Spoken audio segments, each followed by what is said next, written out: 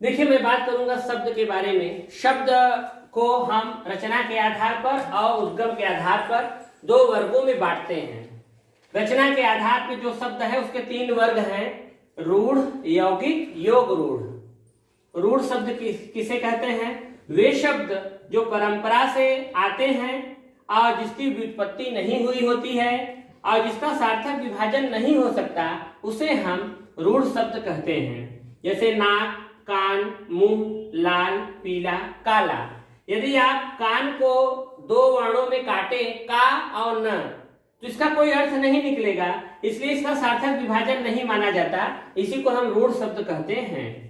यौगिक शब्द की मैं बात करूं, जहां दो शब्दों के योग से कोई नया शब्द बनता है, उसे यौगिक शब्द कहते हैं। जैसे विद्यालय हुआ, तो ये विद्या और आलय के योग से बना हुआ है, तो इसे यौगिक हम बोलेंगे। सूर्योदय, सूर्य और उदय से बना हुआ है तो सूर्योदय हुआ। और योग रूढ़ शब्द क्या होते हैं? योग रूढ़ शब्द जो होते हैं सामान्य अर्थ छोड़कर जो परंपरा से चले। जैसे पंकज है, पंकज का अर्थ होता है कीचड़ से उत्पन्न, लेकिन हम लोग पंकज के बारे में जानते हैं कि पंकज का अर्थ होता है कमल।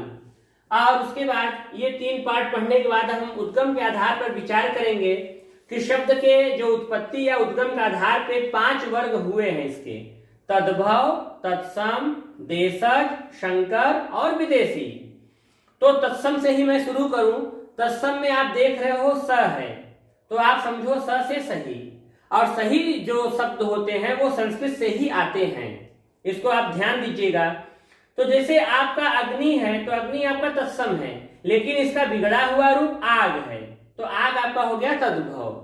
और अश्रु जो है, अश्रु आपका तत्सम है, लेकिन इसका बिगड़ा हुआ रूप क्या है? आंसू, आंसू आपका हो गया तद्भव। और देशज की मैं बात करूं, तो देशज शब्द वे होते हैं जिसकी व्युत्पत्ति नहीं हुई होती है, उसे देशज शब्द कहते हैं। जैसे लोटा हुआ, छेड़छाड़ हुआ, किचकिच हुआ या झंखाड़ हुआ, जो देशज शब्द अपने से ही बना दिए जाते हैं। संकर शब्द दो भिन्न भाषाओं से मिलकर बना शब्द संकर शब्द कहलाता है। दो भिन्न भाषा, जैसे बम वर्षा हुआ, तो बम क्या है? अंग्रेजी शब्द है। वर्षा क्या है? हिंदी शब्द है। टिकट घर क्या हुआ? टिकट आपका अंग्रेजी वर्ड है और घर क्या है? आपका हिंदी शब्द है, तो टिकट घर हुआ। अब विदेशी की मैं बात करूं, तो विदेशी के पूरा 13 पार्ट मैं बताऊंगा, लेकिन घबराइए मत, 13 पार्ट बहुत ही आसानी से हम आपको समझा देंगे। एक तीजा लड़की है, एक तीजा लड़की है, वो चीनी फेंक देती है डेगची में। डेगची एक बर्तन होता है जिसमें हम लोग खाना पकाते हैं। तीजा चीनी फेंक डेगची में तीजा, और चीनी फेंकने के बाद वो फैट को पीती है। फैट को पीती है, फैट माने घी होता है, घी को पीती है। और रफ याद कर लीजिए, RUF, रफ। तो देखिए, चीनी फेंक डेगची में तीजा, फैट पी, रफ। तो चीनी जो शब्द होते हैं, जैसे चाय हुआ, लीची हुआ, पटाखा हुआ, तूफान हुआ। फ्रेंच शब्द में आपका कारतूस हुआ, फ्रांसीसी हुआ, कूपन हुआ। डच शब्द में आपका बम हुआ, तुरुप हुआ, तांगा हुआ। तिब्बती में आपका धुलमा हुआ, डांडी हुआ। जापानी शब्द में आपका रिक्शा हुआ, झम्पान हुआ। फारसी शब्द में आपका कबूतर हुआ, जमीन, पजामा, बुखार। और अरबी शब्द में आपका अक्षर, इनाम, मुल्ला, हकीम। तुर्की शब्द में आपका खंजर आएगा, काबू आएगा, दरोगा आएगा, तोप आएगा।